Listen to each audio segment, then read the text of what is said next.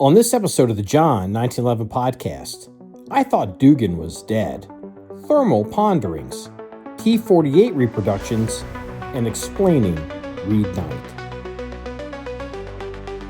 Okay, good evening, everybody. This is Mongo and Marky, and this is episode 404 of the John1911 Podcast. Today is Sunday, May 17th at 9:41 p.m. Eastern Standard Time. Mongo has been waiting for me for close to 11 minutes to solve my technical problems. And then he's been waiting for hours before so we could get together and do the podcast. So I'm going to stop talking and ask Mongo how he's doing. How you doing, Mongo?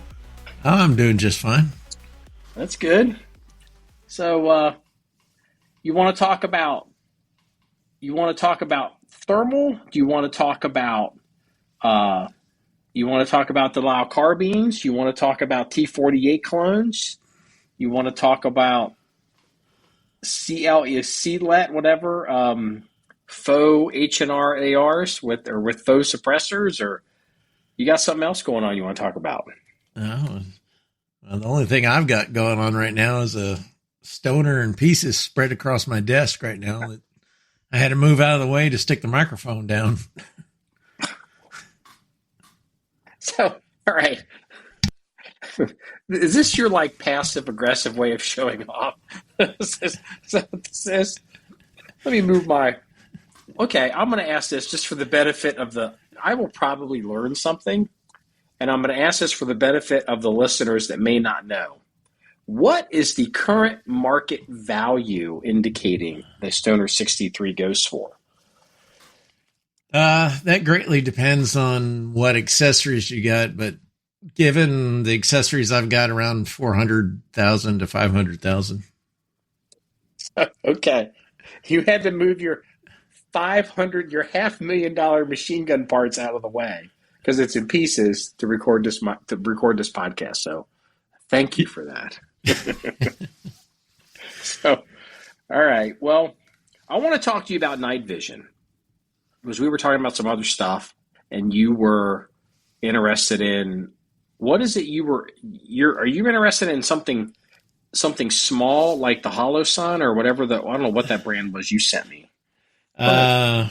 Shit, what was that? Thermal? Yeah, that little thermal sight, which was... I'll look on my phone, but I'm having technical issues. I hope it doesn't wreck the recording. I'm actually scrolling through my phone right now. The FMP 13. FMP 13, okay. Which is that... So, they declare it's for pistols, but as the guy's review says, it's better for a rifle. He doesn't think the pistol's a good idea. Okay. Yeah, I don't. Yeah. So is that I'm looking at the thumbnail. I don't want to, because it's a video. I don't want to play it because I'm having technical issues with my headphones tonight. So but the thumbnail, is that a thermal? I mean, is that a fusion thermal? Is it both night vision and no, it is strictly night vision. Is that white phosphorus? No. You're thinking that it's a thermal night vision. I'm sorry. It's white phosphorus is. Yeah, that's night vision. Night vision, not thermal. Yeah. So we're this looks a lot different than the Hollow Sun one I've got.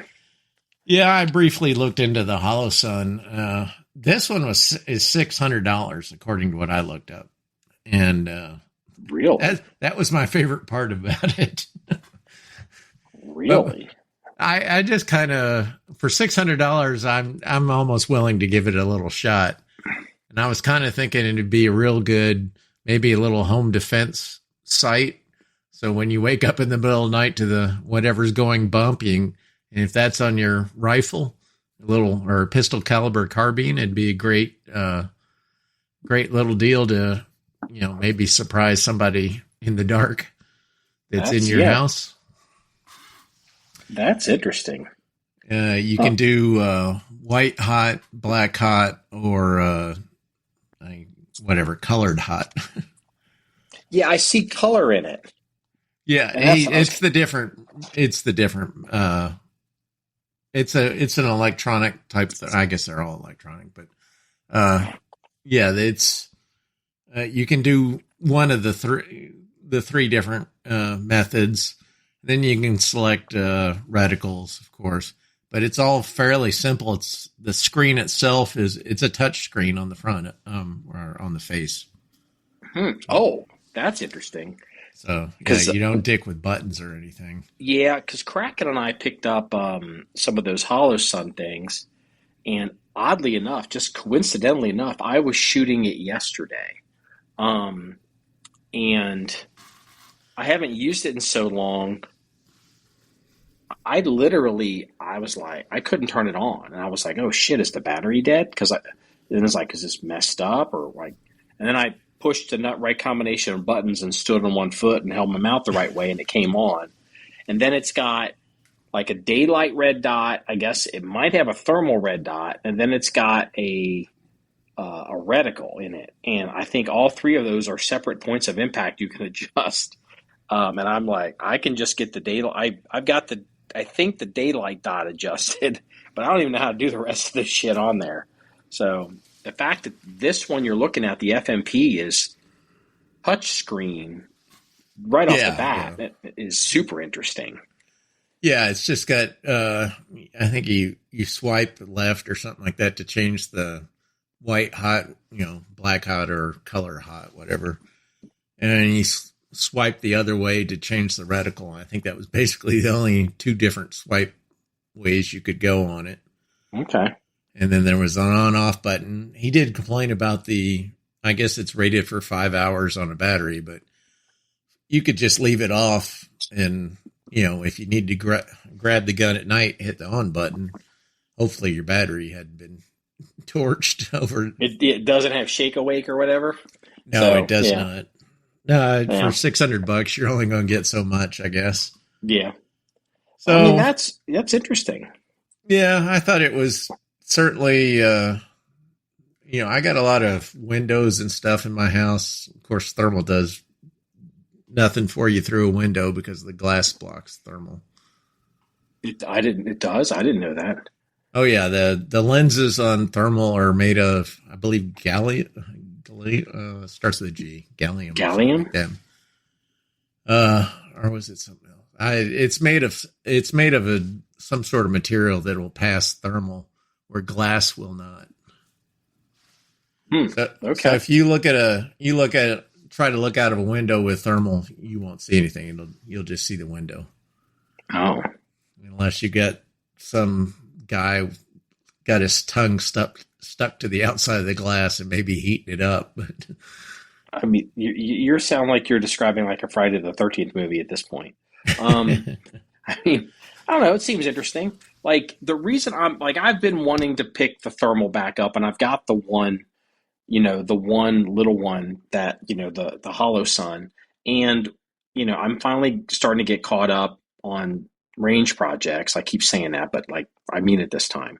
And, that's why we've been kind of dark lately the past couple of weeks. So I apologize to the listeners and the readers particularly, but I'm ramping it back up. I'm kind of behind on all my content, but anyway, I guess that's an explanation why there's not a Swedish BAR article up either. Yes, yes, that article is fully printed and sitting next to me. Literally, I can touch it with my hands. It's 40 pages. Which one?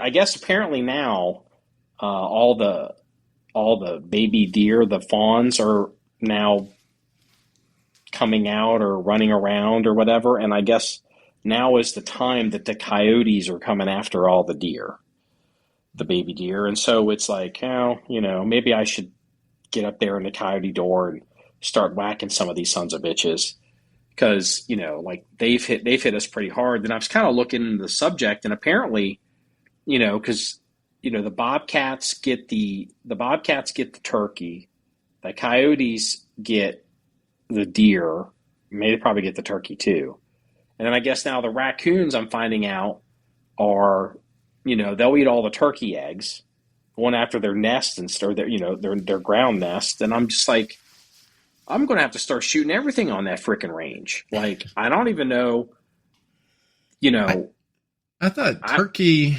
were aggressive enough to keep most things off their eggs. I'm not sure about this. I don't know. I don't know. I don't know anything about it. I know Amish are really big on turkey. I do know down in Texas that I think is it pheasant or quail. They have issues with the hogs going through and munching on their eggs. And I'm sure bobcats and stuff do it too, but the bobcats have really been the issue. We have big bobcat problems out here, and the DNR is finally starting to wake up to it. And they're talking about doing some management, and so and the Hollow Sun, like I did a little coyote door hunt with Kraken one night, and we set up the call. And something came running in. It's like the first time I've ever seen anything run in. And it was moving fast. But it wasn't big enough to me. Like, I wasn't certain that it was a coyote. I didn't know what it was. I thought maybe it could have been a fox. And I couldn't tell the Hollow Sun's so crude. I probably couldn't tell the difference between a fox and a coyote at 300 yards. And I was like, I don't even know if I can if I shoot this thing and it turns out to be a fox, am I in trouble? Like, I don't even know if that's even legal. I'm not sure in Ohio. Texas, we don't have foxes often down here, at least. So I don't know if it's considered a shootable, predator species or not. We have a fair amount. I mean, it's not. I haven't seen them in a while, but like when I first bought the John 1911 property, it was pretty wild, and I would literally see foxes during the day, which wasn't uncommon at all, and that's kind of petered off, and I'm not sure why. If they've gotten wise and more used to how we move on the property, or whether something's whacked them. So I've decided I've got to start getting up there and start whacking other things. So, but I was shooting this Hollow Sun at 25 yards, and I've got the daylight red dot zeroed. It's still zeroed from when I shot it before, at 100. So, it shoots a little low, but, I'm going to have to, I basically have committed to, I'm going to shoot this thing more. It's actually mounted on an AR, and I'm going to shoot it more basically every week just so I can get used to how it works. And then when I'm finally done with it, I'll probably mount it on, say, like one of the Blaser barrels, like, something more precision rifle, or maybe I could put it on the HK SL8, whatever. And, since I can't put it on a Lisle carbine, which was another option, and start whacking some stuff. But I can't, this thing's so complicated, or maybe I'm just so old that it's a pain in the ass for me to use it. You should put it on that suppressed AR upper you got. That's what it's on. Oh, okay. Yeah. It's on the Gemtech Integra right now. So, which kind of, it's like, well, I want to go, if I pull a gun out of the armory to go train or run drills, it's like, I don't know how durable that Hollow Sun thing is. Like, I beat the aim points like nobody's business, but like that Hollow Sun, I can shoot some stuff with it, but I'm like, I don't know. Like if it got heavily rained on, is that thing going to fritz out? Like if I dropped it, would it wreck it? Like, I just have no idea. Or if I fell running with it, you know what I mean? So I'm just going to have to man up. Pretty good warranty on them, don't they? I think Hollow Sun does pretty good warranty work, don't they? Do they? I have not even remotely familiar. I do. All the optics I own are way too expensive. Yeah, I'm more of a Schmidt and Bender. Like, my low rent optics are Steiner. So, Zeiss, Schmidt and Bender, Swarovski. I've eyed Henstol and all that. Actually, I was trying to tell you this the other day. So I saw this video. I was at the gym. I was on a treadmill, and I was watching this video from Frank Galley from Sniper's Hide. Do you know who he is? No, I do not. Okay, so he runs a website that's catered towards precision rifle shooters. That's his big claim to fame. He's a former Marine sniper. Right. I know of the site. I didn't know the guy. So anyway, so he did this. He does these little reviews and stuff. I'm not trying to be dismissive. His videos are way better than mine, but he's shooting at, I don't know, 300 yards, or maybe it's even 500 yards at this little antelope steel target. And he's using this, and he's using it during the day because he's filming the video to show to you, but he's using this Leica, what do you call it? Where you bolt it onto the front of the scope. Oh yeah. What do you call that? The cops had a bunch of those that were like $13,000. Like you bolted them on the front of the. Right, you're basically looking into the scope, yeah, see through. So I think he even had a Leica scope, but I don't think I wasn't clear to me you had to have the Leica scope, but he had a Leica scope and this bolt-on thermal thing, but here's what was interesting. It was a clip-on, is what they call it. But here's what was interesting with this: the clip-on with this Leica system would function as a monocular. So, and it's got laser rangefinder and all that in it. So you hold it up, you're looking around, calling stuff in the dark, waiting. Or, he's even presenting it possibly as like a patrol item or a sniper item. You're monitoring an area. You see something, you're not stuck looking through the glass of your rifle. All of a sudden you go, oh shit. And you clipped it right onto the front of the scope, and then he's in the rifle point looking at it.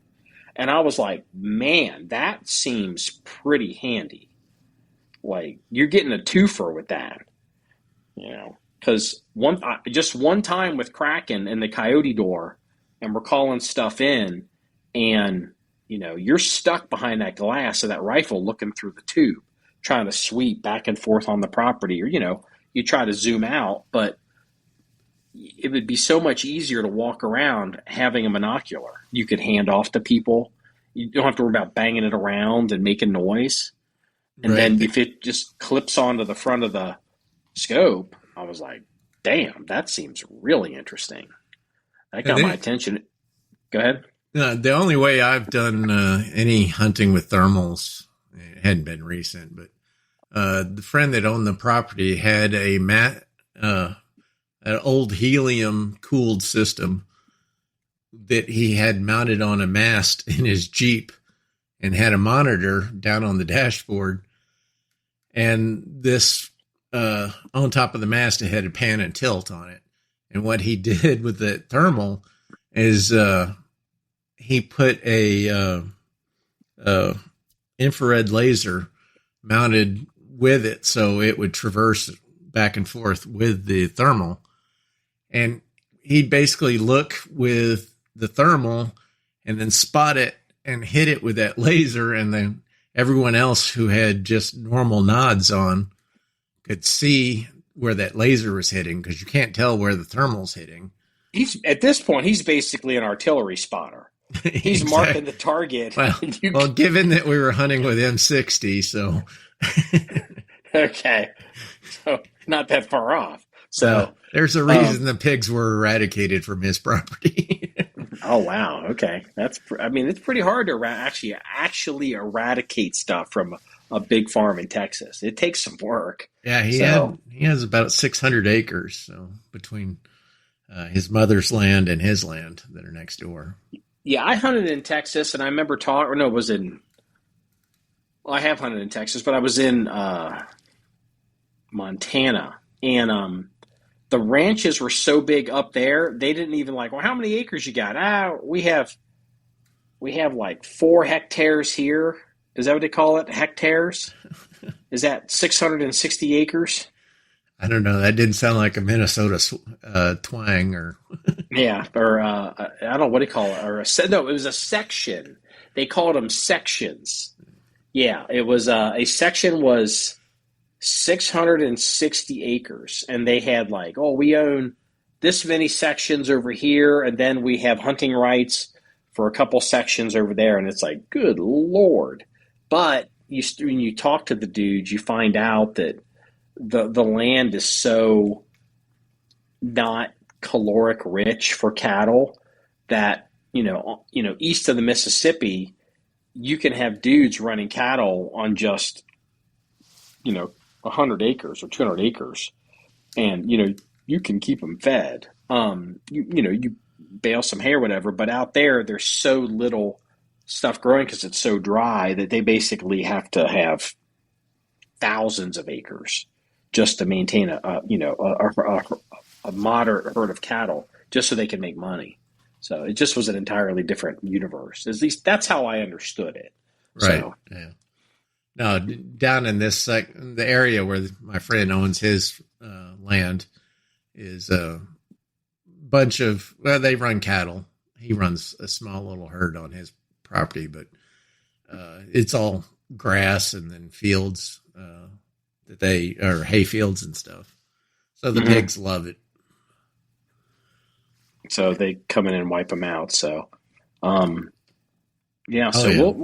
see. So let's talk about the Lisle carbine. So I've been trying to win a Lisle. Am I even saying it right? Lisle? I've never actually said it out loud. It's Lisle, yeah. And I've been looking at this thing for about a week or so, and it's a non-standard, like World War II military standard Lisle. And I thought it was going to go for, I don't know, 1,800, 2,000, maybe 22, max 2,500, because the milsurp collectors want something more authentic. And this thing, I think they stopped at 3,700? Oh, I didn't look at the final price that you had on there. Yeah, it was like, what the hell? I thought it was ridiculous. All I can say is it must have been because of the zero suppressor tax nowadays that it went way up. I mean, a lot of people. I'm saving $200. I can spend more. So yeah, I can spend $2,000 more. Yeah, this thing had a full rail on it, and I was like, I could use this. I could put optics on it, I could put night vision or thermal, and I could use it at the John 1911 range at night. And I thought I was going to steal this thing. I thought I was going to stand tall on this, and I was just going to take it. Daddy was coming in. All you little kids was going to be like, get out of the way. And it was like, whoa. Like, dudes, it was on. I'm like, this just ended a few hours ago. So it was actually, for those interested, if you subscribe to J&G Sales, their newsletter, they had it listed because J&G Sales was selling it, but they decided to auction it off, and they had it on Gunbroker, and it just ended about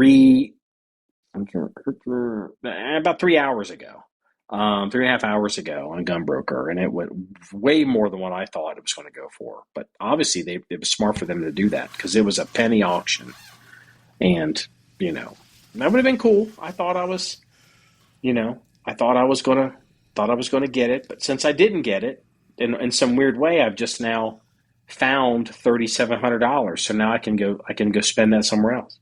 You need to put in your searches on Gunbroker for SRT arms, integrally suppressed. They used to take those Ruger bolt rifles with the 44 mag, and he'd rebarrel them to 44 special and make it integrally suppressed. He has since gone out of business, but yeah. I actually almost bought one of those about 10 years ago. And it was a 44. It was a bolt action. Yeah, it really helps to get one that's been rebarreled. When I talked to Kevin Brittingham when I worked for AAC, and I said, to me, that was a good... I liked the layout, design, and how everything about it. And I said, well, why don't you make these anymore? And the big problem at the time, maybe Ruger got their shit together, but at the time, he said they'd have to buy a whole pallet of those rifles and then shoot them for accuracy and sit there and basically sell off the rifles that didn't meet accuracy because they were so bad on accuracy. and they would sell the other rifles off and keep the ones that were accurate, and they would make the accurate ones into integrally suppressed 44s. That's terrible. I mean, yeah. Let's be real. There's a lot of people that go through life singing Ruger's praises. In my opinion, I've never been a fan of Ruger. A lot of their stuff is crap. Now this is back. This had to be around 2000 era, so it has been a while. I don't know. Ruger, I know, stopped making them for a while, so I don't know what they've done since with it, or if they ever got their shit together on it. Supposedly, they've gotten better on the Mini 14s, I've heard. And, they did just buy Anderson. And now Beretta's, have you heard Beretta's basically forced an issue? Did you hear about that? So Beretta was buying a bunch of their stock? Yeah, I knew there was some issue. I didn't really pay a whole lot of attention to it, though. So we had reported it. Beretta was buying Ruger stock, and they had bought, because it was disclosed with the SEC, because Ruger's a publicly traded company, and they had purchased, like, at least it was up to 10%, and it started making the financial business papers like, what's going on here? And I can't remember if Beretta's now moved up to like 30%, but Ruger was actually afraid that Beretta was trying to hostily take over the company. So just, I don't know, 2 weeks ago or 3 weeks ago, they announced a strategic partnership between Beretta and Ruger, and they're going to work together on certain projects, and Ruger has agreed to allow Beretta to select 2 members of their board. So I wonder. I don't know if. Go ahead. I wonder if Beretta was looking at a way to cheapen up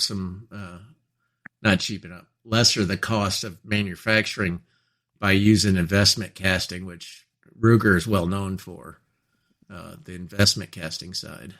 Yeah, and I even almost wondered if it was a way for maybe Beretta to kind of get deeper into America.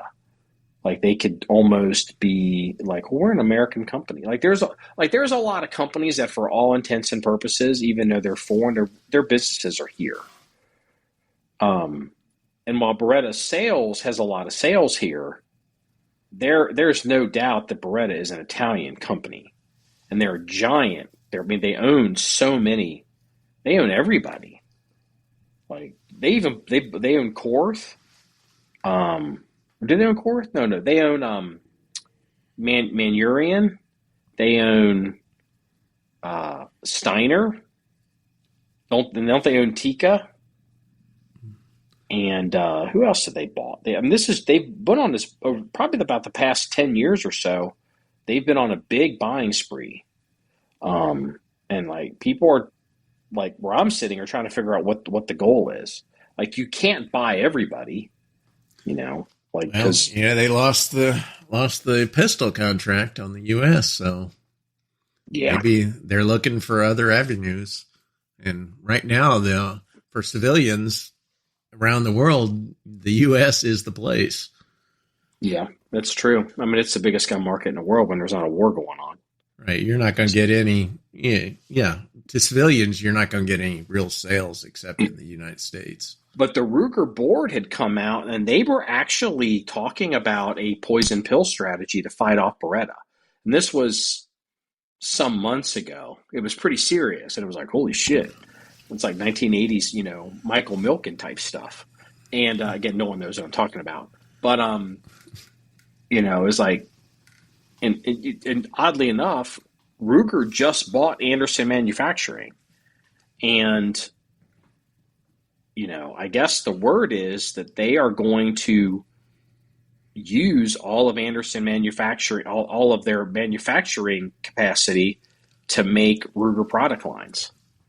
So I don't know if they just needed the capacity or whether they like the quality or maybe because there's always rumors that Anderson had a big book of OEM stuff that they were doing for people, and that was always the, you know, the potential, unless you signed the NDAs to see their books.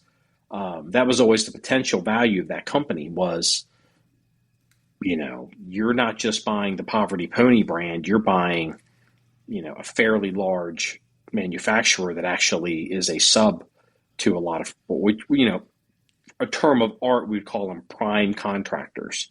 So, you know, which is pretty interesting. I just hope the next SHOT Show we don't see Beretta marked AR-15s. Oh, there is no. Well, wait a minute. Didn't we see a Beretta? Didn't Beretta have some kind of AR-15 was it last SHOT or the SHOT Show before? I don't know if they brought it in, but I thought they had made something. Or am I mistaken with that? I don't remember. Yeah, seeing that. I feel like Ian McCollum found one, but I don't know. It was something that was basically an AR. But yeah, you're 100% right. I mean, there will be a Beretta AR, you know, in America probably by next year. Yeah, my eyes just get glass look on them, and I stare off into the yonder when I start hearing the latest AR at the SHOT Show. Yeah, no one really cares. So are you interested in one of those H&R T48 FAL guns?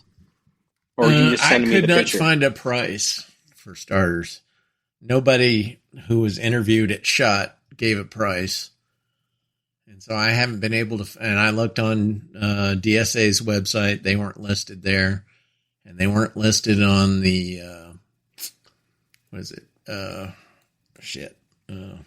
H&R's website.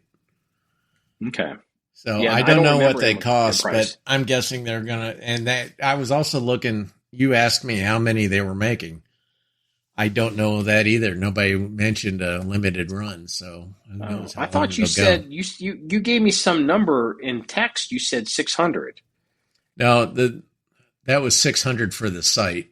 Oh, okay. Well, we had multiple conversations going on. Because literally, when I saw 600, I was like, oh, shit, these are going to be expensive because that's not that many. Like, I'm not going to get one. So. No, my guess is that, you know, the drawings for the T48 are available on the internet. And so I'm sure what they did, they took those drawings and DSA has sat there and made the parts that are unique to the T48, like the trigger guard, the cocking handle, and the rear sight. And everything else is pretty much, they were already making. Oh, and the dust cover. Yeah. So, and everything else they were pretty much making at some point or another. So I'm pretty sure that they may go for a while, try to recoup their money, but I don't know. It's a good looking rifle though. It's a real good looking rifle. I mean, I don't know how practical it is. I mean, with all that wood, if you were actually going to use that thing heavy duty, you'd probably set it on fire or crack it.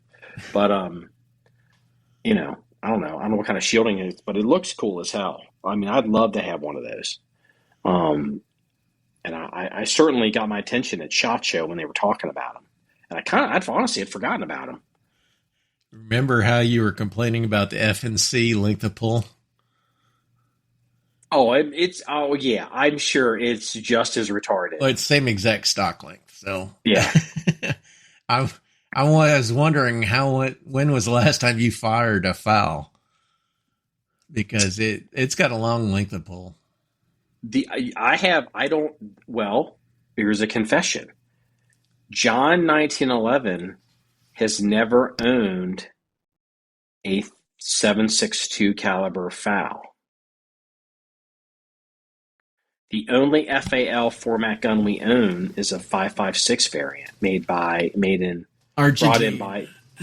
Brought in from Brazil by Springfield Armory. And I remember those. That thing's a hoot. Takes AR magazines. It is a hoot, but it's got iron sights on it.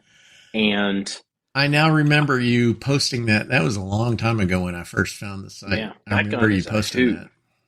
That thing is a barrel of monkeys fun. In fact, I think we discussed whether or not it was legal to get rid of the thumbhole stock on it at the time.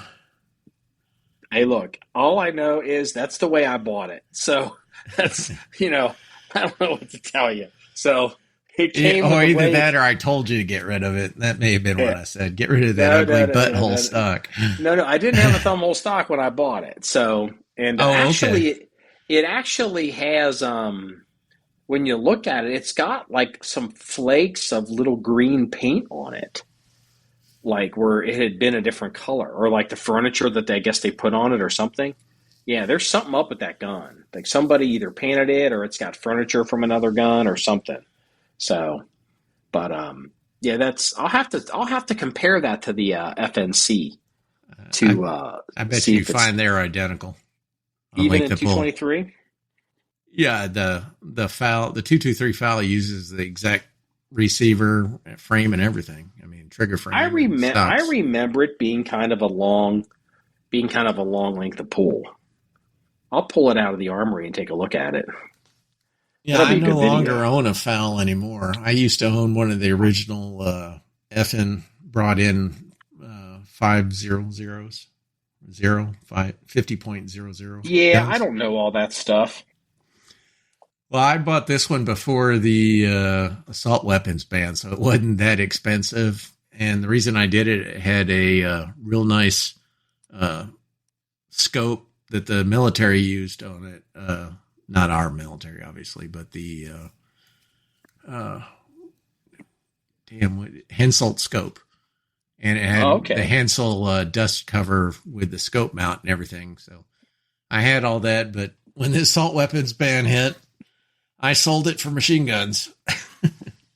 Obviously, that has paid off. I look, by virtue of the current market price of your desk diatress in front of you right now. So, okay, yeah. So, in fact, now that I think about it, it may have gone for the Stoner, partly. I'm not going to ask. 12,000. I paid 12,000 for the Stoner, if that's what you were about to ask. Dude. Holy shit. I can't sell it. That? Can't sell it because of the taxes I'd have to pay. Oh, fuck. Yeah, I guess technically, because you couldn't even, because it's transfer. I mean, it's not like you sell a gun and Uncle Sugar doesn't know, like in this case. And like the money would hit your account, it would be like, "Where's this money coming from?"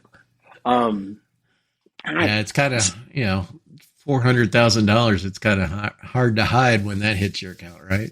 Yeah, I mean, my nephew, it's slated for my nephew when I pass. So what's the cap? Well, Trump's got the capital. Do they have the capital gains tax? What is it?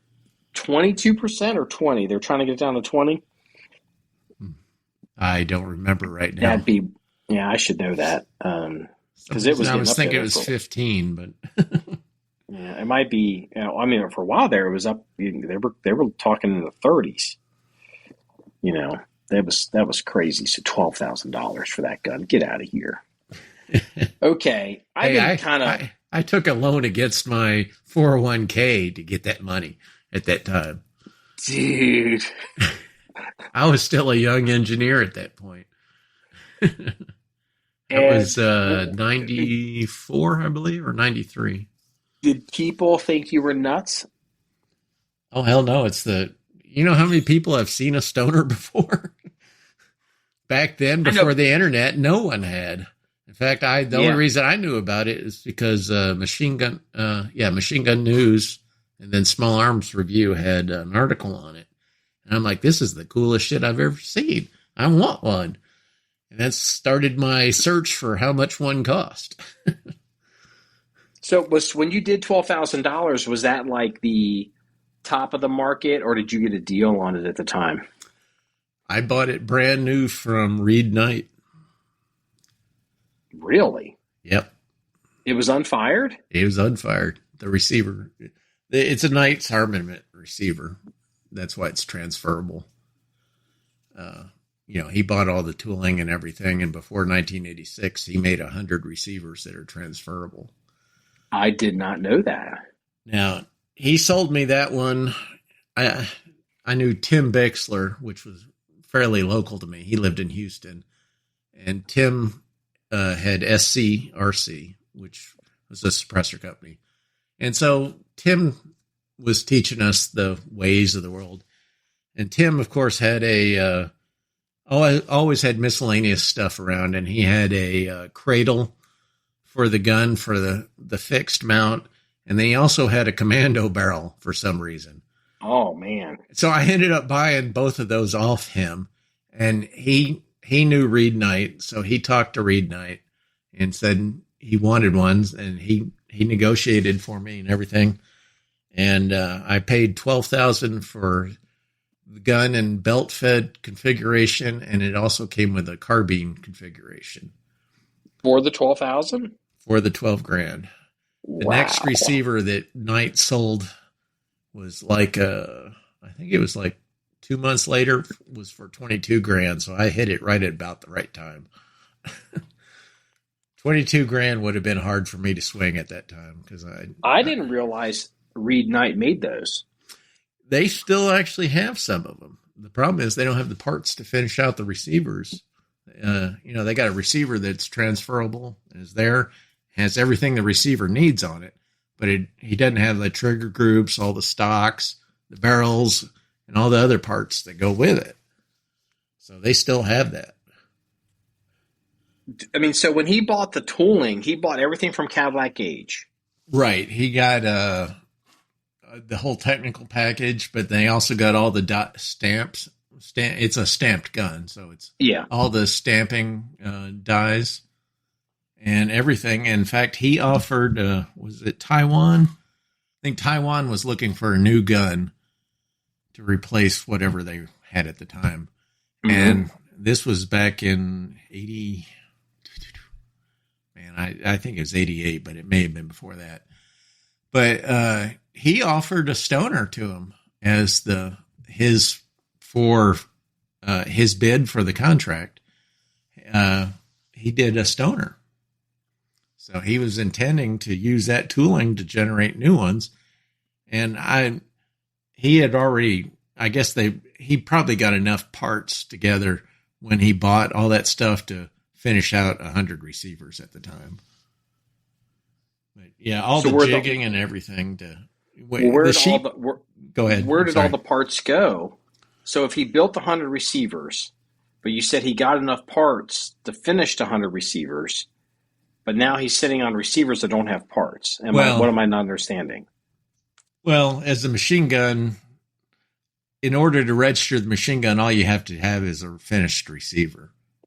You don't have to have the rest of the parts to finish out the gun. You meant the receiver parts, not the trigger group and stocks. And okay. Most likely the stampings were done, but not welded together. There's a couple trunnions in the gun and other small item, like there's an injector trunnion and there's a rear trunnion and then there's a gas tube.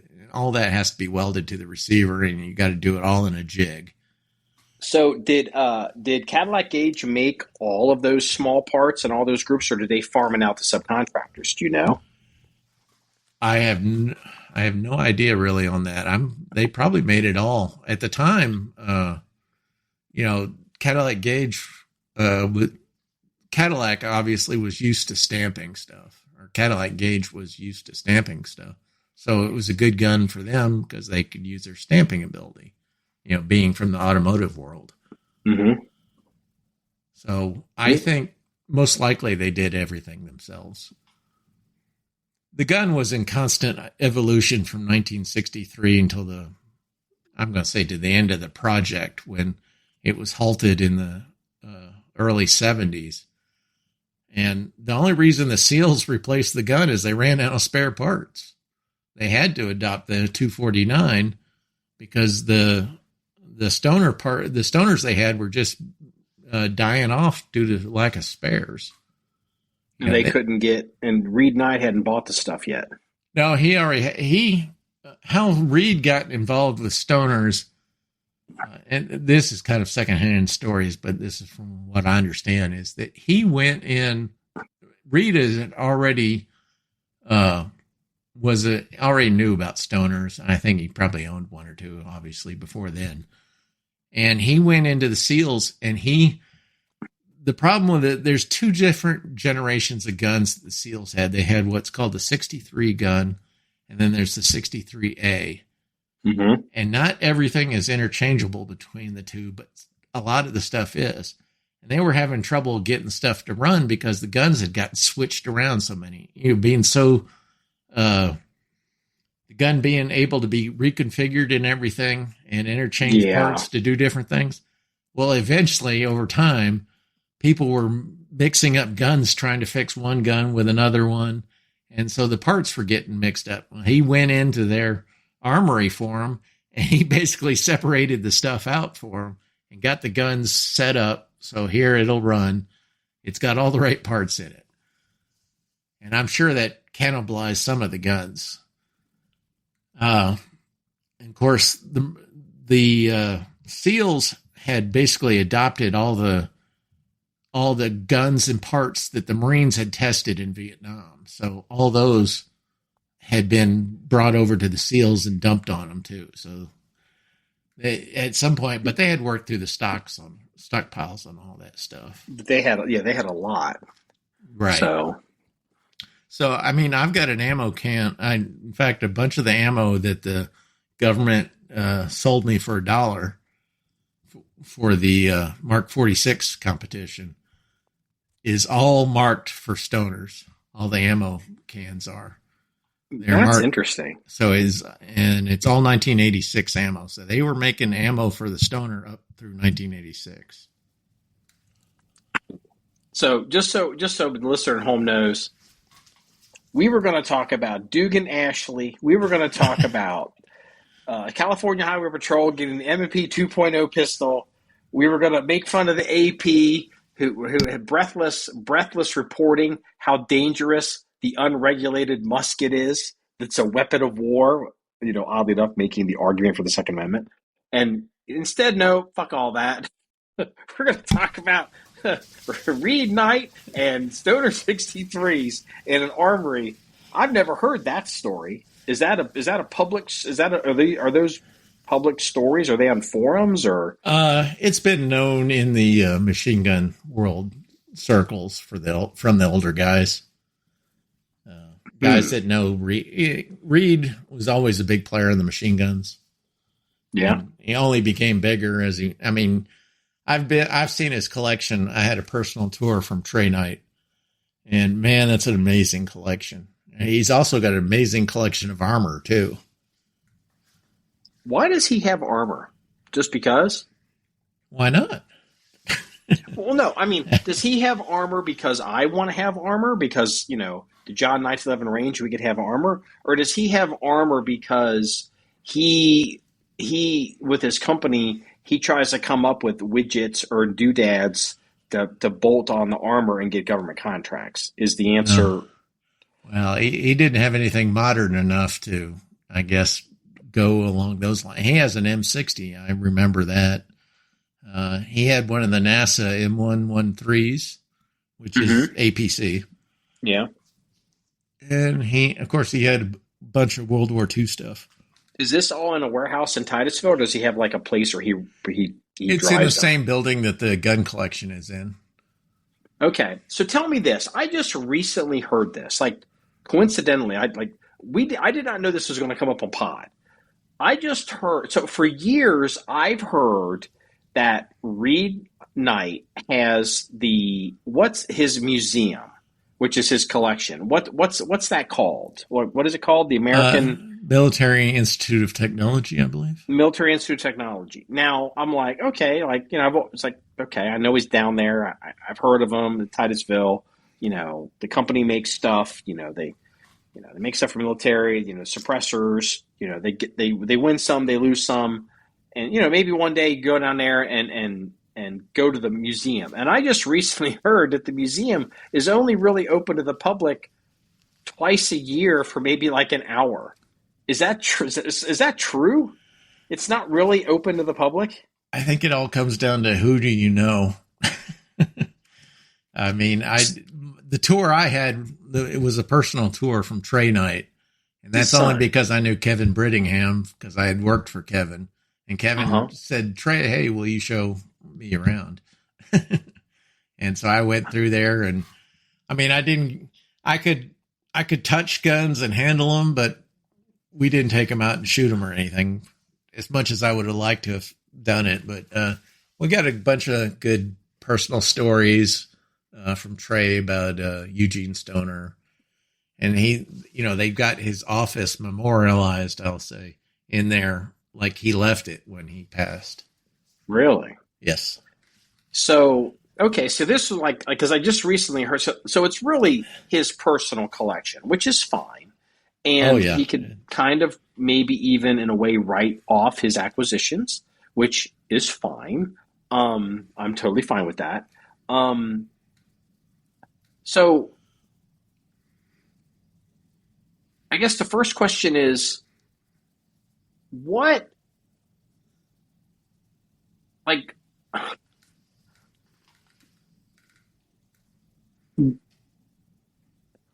do you think the future is for this facility or this institution? Like, is this going to go on in perpetuity? Is there going to be like a board or a whatever, or is this just basically at some point the Reed Knight collection is now up for sale? Like, what is it? So, because if it's not really a museum, like a museum is a certain thing. Like, to me, a museum has an actual entity that has a certain legal meaning. And it's not really a museum because it's what the Military Institute of Tech, what do you call it? The Military Institute of Technology? Yes, I believe that's the name. Yeah. So it's not a museum because museums have rules as far as what they can take in and then what they can, accession and decession, they call it. Like, there's rules for that. And I think they can do whatever they want because it's not a museum. It's the Institute of Military Technology or something. Well, I actually have no idea how all those guns. Uncomfortable. No, I have no idea how all those guns are they considered a reference collection for Knights Armament Corporation? Or are they considered the individual collection separate from Knights Armament Collection? I don't know. I think the answer to both of those would just be yes. It'll be whatever you want it to be. Right. So I'm sure he's meeting maybe the minimum requirements to operate a private museum. If there is such I assume there's some sort of tax filing type deal he has to do to maintain museum status. But it doesn't, I have no idea on the rules. The reality is, historically speaking, and I think the average listener today does not know this, but it's worth mentioning because you should know this. Florida used to be the Wild West. And what I mean by that is Florida today is considered like a real place. Like, people make jokes about Florida Man and all this, but what I mean is there was a time, for a long time in America, if you lived in New York or New Jersey or in Chicago or maybe Chattanooga, or, you were in whatever the biggest city in your state, and you basically fucked your entire life up, got all kinds of charges, got removed professionally from whatever industry you were in, you could eventually end up in Florida and just start over. That's where a lot of these people would end up. And so I would not be surprised that the bar for a, quote, museum in Florida is basically like, well, shoebox with tape on it, it's now a museum. Like, I'm sure it's not that big of a deal, like it would be in, say, I don't know, New York City. You know what I mean? Right. I just think, that's what I'm suspicious. So, have you heard any rumors this is turning into the Trey Knight or the Reed Knight Knights Armament podcast. So, and I don't want to put you on the spot, but I'm going to say things. I'm pretty much say no, but go ahead. Okay, so we covered Trey Knight's late unpleasantness with the law, and apparently a camera and a broom, apparently some people's houses. Have you heard? Has there been any movement or adjudication on any of that? No, as far as I know, cameras have been safe in Florida lately. But okay. I have not heard any Florida. Was that in Florida or was that in like South Carolina that happened? I'm pretty sure that was in Florida. It was in Florida. Okay. Yeah. Does Reed Knight have any other children to take over? Or is Trey the only child? No, he's got another son that's younger than Trey, because I met him at the same time on that visit. And somebody said that he also has maybe 2 daughters as well. I do not know for sure, though. Okay. I'm not a biographer of Reed Knight. That facility is pretty neat, though. That facility was a missile making facility, and I can't remember which type of missile. It may have been Phoenix, but that's what that whole facility was making missiles for our military, and I think it was air-to-air type missiles. And when he bought it, would be an air-to-air. Yeah. Well, yeah, Phoenix would be the old F-14 program under it. So, it's for the listener at home. The Phoenix. People talk about all these crazy missiles. The Phoenix missile was designed to be carried by the F-14, and the F-14 was designed to be a high altitude attack fighter to attack Russian bombers that would be coming in to destroy aircraft carrier battle groups. And so the Phoenix missile had a range supposedly of like 99 miles or 100 miles. It was 60 miles, but yeah. I think maybe after they might have, but like it would go up, it would go higher than the plane, and then it would come down almost like a ballistic arc in a trajectory and come down and hit the bombers like so far away. Because the idea was you couldn't let these bombers get close enough to fire their big ass anti-ship missiles to the carrier. So the whole idea of like Top Gun with Maverick turning and burning and all that, like that's a big ass airplane, and it was really designed to like shoot bombers at long distances. It wasn't really designed to be a dogfighter. They were afraid of the anti-ship missiles being launched by Russian bombers coming in. They'd stand off, launch, and then take off. Yeah. So they wanted to do it long range and stuff. But actually, I found out recently, or about a year ago or so, I watched a documentary where that missile was actually developed for the A-12, which is the SR-71 precursor. Correct. Okay. So supposedly that's where that missile development started at, which was is that a Kelly Johnson program, that missile from Skunk Works? I don't remember. I don't know. Huh. But yeah, okay. I can't remember. So this facility in Titusville that Reed Knight has, is this, because I've never been there, obviously, because it would have been like, oh, I'm here to see the museum, and I'm like, fuck you, like someone showing up at John 1911. What are you doing here?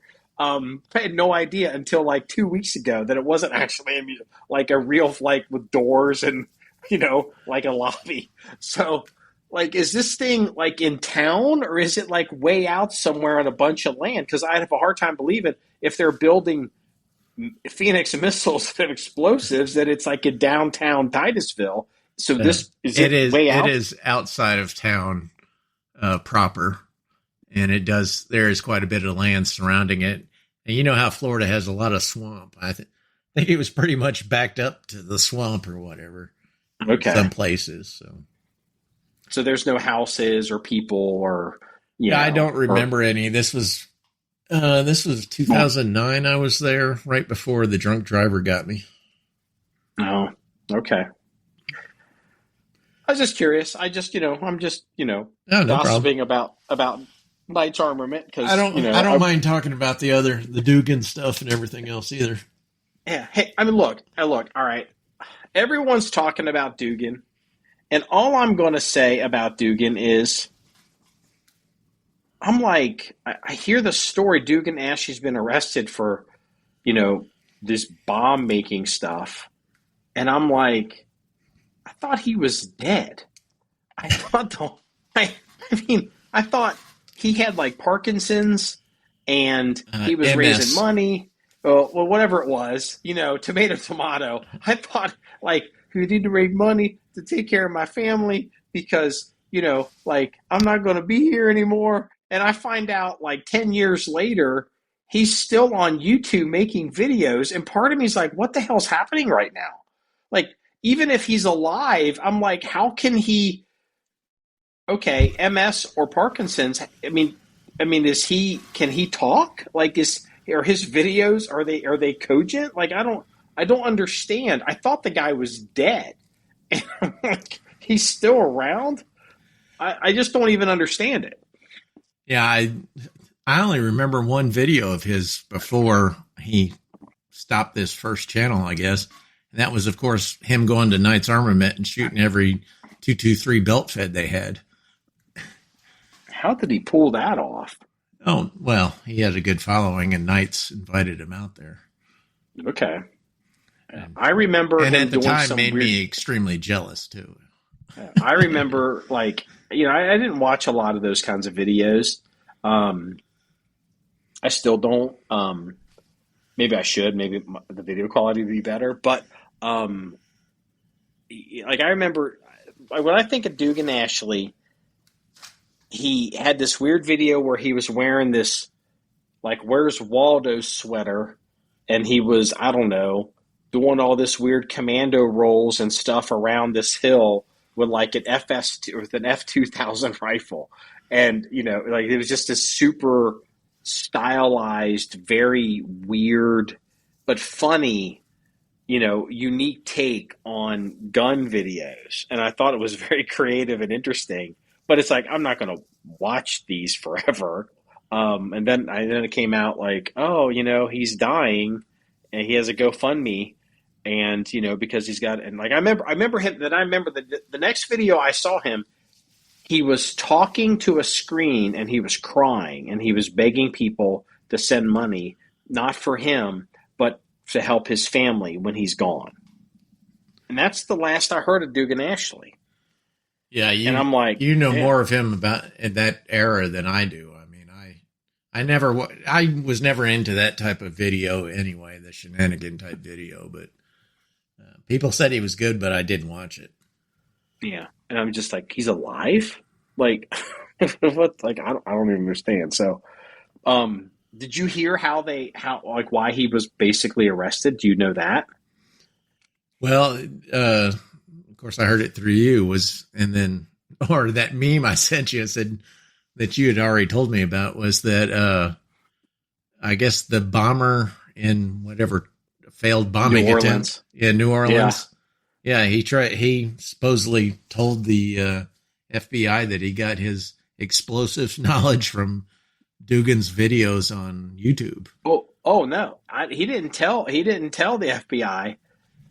I guess he had a bunch of bombs. I don't remember if the stuff exploded or they found some unexploded bombs. They did not explode, from what I understand. And so, they went through they did a forensic search, obviously, of all of his electronics, and they found the way they portray it, they make it sound like Dugan Ashley was the only person that was showing him how to make all these explosives. And that may not be true, but, they're like, Dugan Ashley, we thought you was dead. And so they showed up and, it's like all of a sudden now Dugan Ashley is, associated with this bomb. Look, I hate to say this, but this is the truth. If I put a video out there on, how to zero and take apart and transport and reassemble your Blaser rifle, and then some terrorist takes that gun, watches my video, and it's on his phone and goes out and commits some atrocity because he took the Blaser rifle apart, snuck it in somewhere, and put it together, and then they find the link to my video on that dude's phone, I'm going to get a visit. Like, there's just no two ways about it. Like, I obviously didn't make the Blaser video knowing some lunatic was going to do something like that, but I'm going to get a visit. So I don't understand what happened with this Dugan Ashley dude who, again, I thought was dead. This has gone from getting a visit to they're going to try to put him in jail for 40 years. Well, like, was he talking to this fucking guy? Yeah, when you said we were going to podcast tonight, I looked up what was the latest on his case. They denied him bail. He used to be held. Shit. Yeah, and they told the judge or something, claiming that he was racist or something. I have no idea, but that was the gist of something that they explained to the judge, that he was racist and needed to be held or something without bail. Where's he at? Do you remember where does he live? Started with an M, Minnesota or... Oh, God. Somewhere. He's up there? I thought so. You're getting me lying if I say where. But yeah, it was not in Florida. I know that. It wasn't in Texas either. He's up there with all the Somalis and the crazy commies.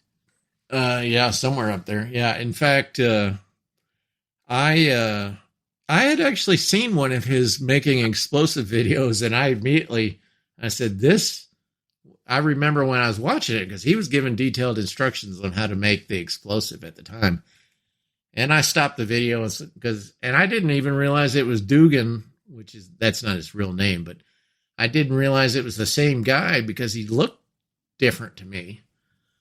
And I sat there and I was thinking, when I stopped the video, I said, I didn't have any interest in making explosives at the time. I still don't. Yeah. I was sitting there thinking, this guy's going to get in trouble back then. And everyone is saying that you can do it for your personal whatever use and whatever, not making money type stuff. But if you're gonna poke the bear's gonna bite you occasionally. Yeah, look, I'm not familiar with this explosive side of the industry. I'm not that interested in explosives. Was I ever interested in explosives? Yes. I was 12. I bought a chemistry set, and I used to make my own fireworks on my own little bombs, with black powder and clay and and 35 millimeter film cases, and then cannon wick. And we blew up a doghouse. But I was 12, and it's you can only blow up so much stuff. And, so it just doesn't really interest me. And again, unless I was making explosives as a business and I could make money and I'm stuffing into a Phoenix missile, that would be interesting. I would be interested in doing that. But it's I guess it's just like guns. You're allowed to make your own guns. And so I guess you're allowed to make your own explosives for personal use, which, I understand historically how that's the case, especially coming from a family of farmers. They had dynamite. They would, they'd blow up stumps or occasionally have to blow up a rock or something. Well, so even the tannerite stuff is pretty much following under the same rules. Yeah, you can't once you mix it, you can't take it anywhere else. You basically have to expend it. That's a good point. So that is a very good point. Right. Yeah, I just like you, when I was a kid, we went down to the pharmacy, the neighbor and I, and we bought a jar of potassium nitrate and made our own black powder. Of course, it tells you how old I am because you could do that back then. Yeah. And we'd make our own black powder. And my dad was smart enough to keep an eye on us and tell us how to do it properly and how not to blow ourselves up. But I was lucky, and I have a friend here in Texas who used to have an explosive license, and he would get stuff in, and we'd play with it there. Little shape charge type stuff, plastic explosives. like that could be interesting. Shape charges, like if you're into that. Like I didn't even know, like because I'm listening to the people talk about the Dugan guy, that an explosive license was called an FEL, Right. Federal Explosive License, and I'm like, oh, that makes sense as opposed to FFL, Federal Firearms License, and I'm like, okay, like I just didn't, you know, like Well, for my okay, my petrochemical engineering days in pressure vessels, we had done some the French. We were just happening to buy it from the French at the time, but we were buying a vessel that was made of carbon steel, but carbon steel would have had problems.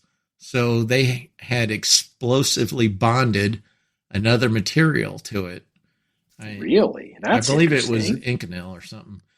But so what they do is they put the carbon steel at the bottom of a pool with the other material laid on top, and then they'd lay a bunch of explosives on top of it, and they'd set it off.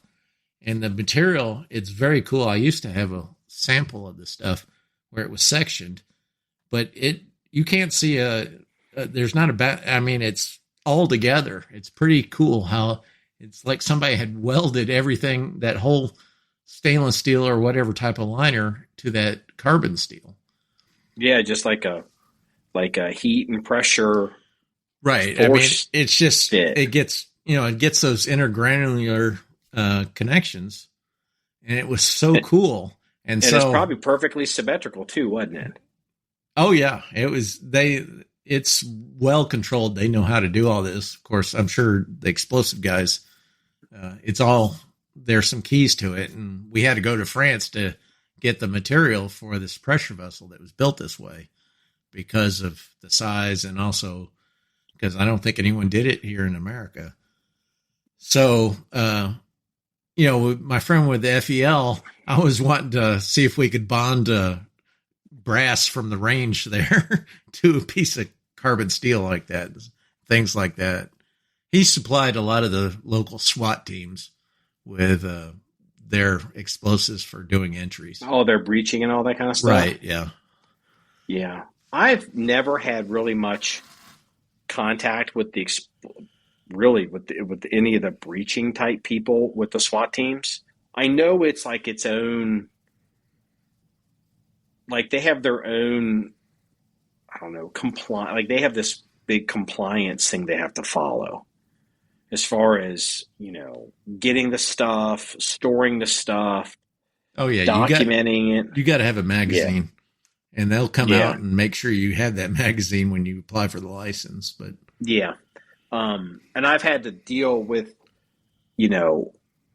magazines because a place where I worked, we had talked about having the military come in, and they wanted to bring in equipment, and actually another business that I was even a part of, and they were going to, it was again military, they were going to bring in equipment with required, it was stuff that would, technically explosives, but like rockets and grenades. And, you had to have a magazine. And not only did you have a magazine, you had to be able to give control of the magazine to the unit coming in. Like we'd have to turn over control of it. So like if they go out to dinner, like people were, you can't have a bunch of soldiers, in town for training, and they go to Waffle House with grenades on. So they have, you know what I mean? You have to have a place to leave all this shit. And it would be it'd be more appropriate to take them to Waffle House, though. Yeah, well, yeah. Depending on, I mean, my theory on crime is you can lower crime in a city by if you have a Walmart, a McDonald's, or a post office in your jurisdiction. If you get rid of one or all three of those, you can cut your crime by 40 to 60%, overnight, just because of the criminal element that those bring in. So, all right, well, okay, well now we're talking about fucking magazines. It's not gun magazines, it's magazines. So, all right, you want to do the police blotter and go ahead and call it? Sure. Okay, so I've got some because we have to get back to the police blotters. I get people sending me stuff all the time. And so the first one is, this is just, the idea of ridiculousness. This is from, let's see here. Where is this is Dateline, New York City. New York. This is a traffic camera story. The famous Knight Rider kit car, from the TV show with, the little red light on the front of it. The Knight Rider kit car has been hit with a speeding ticket in Brooklyn. But here's the problem. The Knight Rider kit car that was hit with the speeding ticket is currently located in an automotive museum in Illinois. So the Volo Museum, based in Chicago, said it received a $50 ticket from the New York City Department of Finance tied to its replica of the famous TV car from the 1980s. And there's a picture of the car. It's in a static display in the museum with a big old mural of David Hasselhoff and the chick and the dude. We got this in the mail today. This is 100% legit. The museum wrote on Facebook on May 7th. The traffic camera recorded the car speeding through Brooklyn on Oceans Parkway at 1:02 p.m. April 22nd, clocking it at 36 miles per hour in a 25 mile per hour zone. And somehow they connected it to this museum and mailed them a ticket. And, it's just like, okay, New York, you guys have lost your mind. And I just thought that was worth. Did they have a driver behind the wheel, or was whoever duplicate the hidden driving position of the real one? Inquiring minds want to know, was Kit driving the car, or was it Michael? It's like, remember, hey, look, I'm just going to say this now that I'm older. Let's be real. Kit kind of had a little of a gay voice, right? Kit seemed a little like, hey, Michael. It's like, I remember looking back being like, dude, I think Kit might be gay. So anyway. You say Kit liked when Michael rubbed his butt on his leather seat? Maybe, I don't know.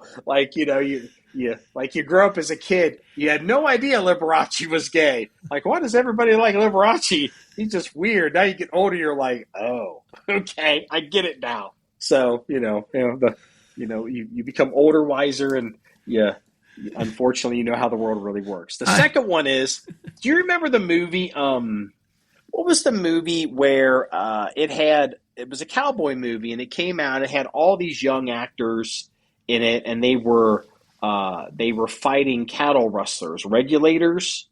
Do you remember this movie? God, yeah, it was. It had like all the Sheens in it, and it had all the young Hollywood, whatever hunky dudes in it. Damn. And then they even had like a hip hop song, "Regulators Mount Up." The reason I'm saying that is, we may actually have a need for those.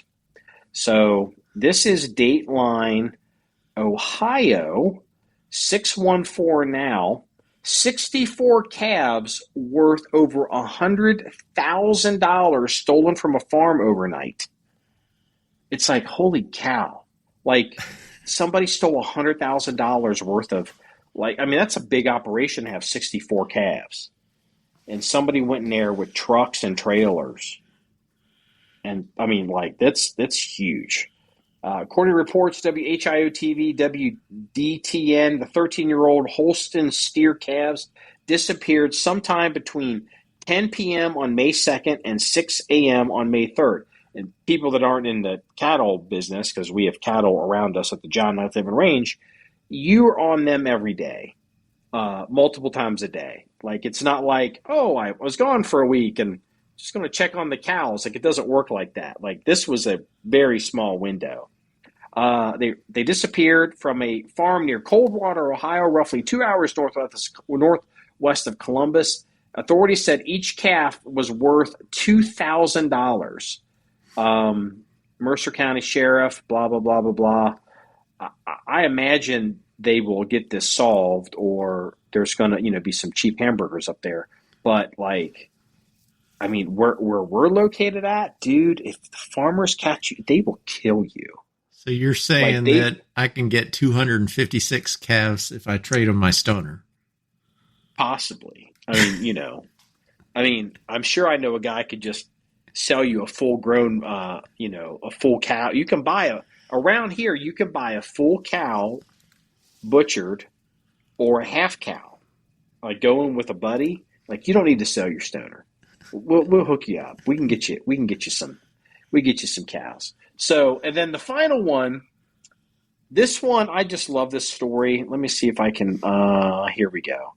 I don't know who this person is, but a lot of the listeners are. And I just was like, okay, this is Dateline Milwaukee. Billionaire Bucks owner Wesley Adams blackmailed after sexy fling with Chinese divorcee who demanded half his fortune. So his name is Wesley Eden, 64. He is also the co-founder of the Wall Street investment firm Fortress. I've heard of Fortress. And owner of the Aston Villa soccer team. He had sex with Chang Li Sophia Liu, 46, after she slid into his LinkedIn DMs. So ladies, gold diggers out there, the real money's not in Instagram. It's in LinkedIn. Keep that in mind.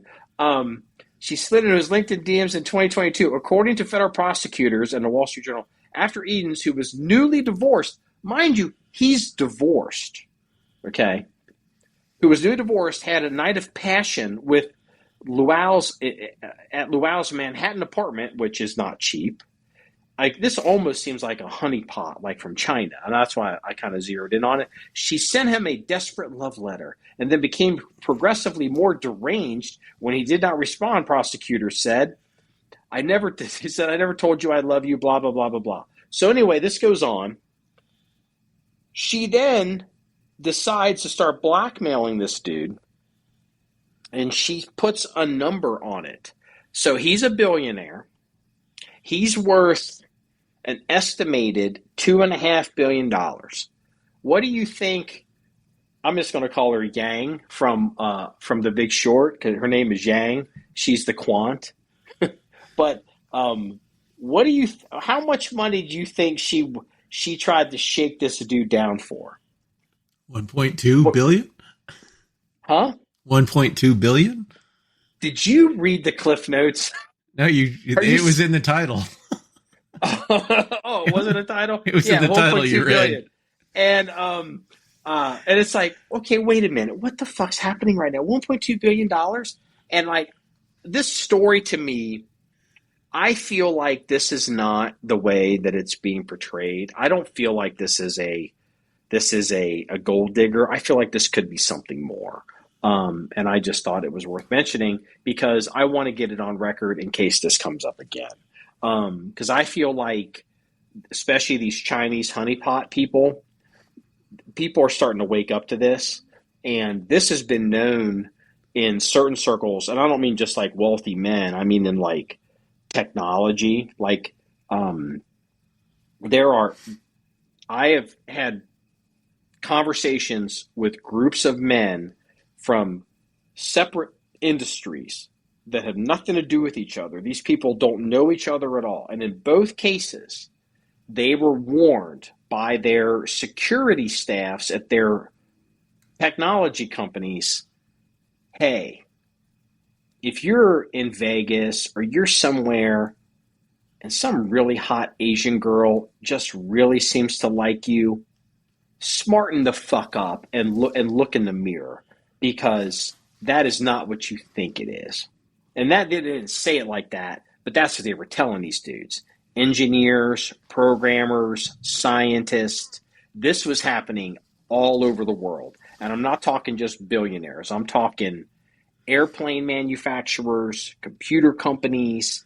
This is a huge thing. This is going to make the Epstein stuff look like small potatoes when people figure this one out. Well, so now that you've doubled my salary, I'm willing to give half of it to any good-looking Chinese honeypot that wants to come by. Okay. You know what? I need to actually. This reminds me. I got to bring this up. So I have had an inquiry, and I want to make it clear now on the podcast. So there is a photograph of a very commercially appealing woman in the comment section of one of our podcasts. And this woman is holding machine guns, wearing various bikini type outfits, and I believe she's soaking wet. Do you remember? You know what I'm talking about? Talk about Monica. Yeah, Monica. Would you please tell the listeners your relationship to Monica? No kidding, no fooling. She was a friend. I sprayed water on her during the photo shoot. I thought she was your daughter. No. Oh, fuck. I thought she was your daughter. No. Yeah. I don't have a daughter.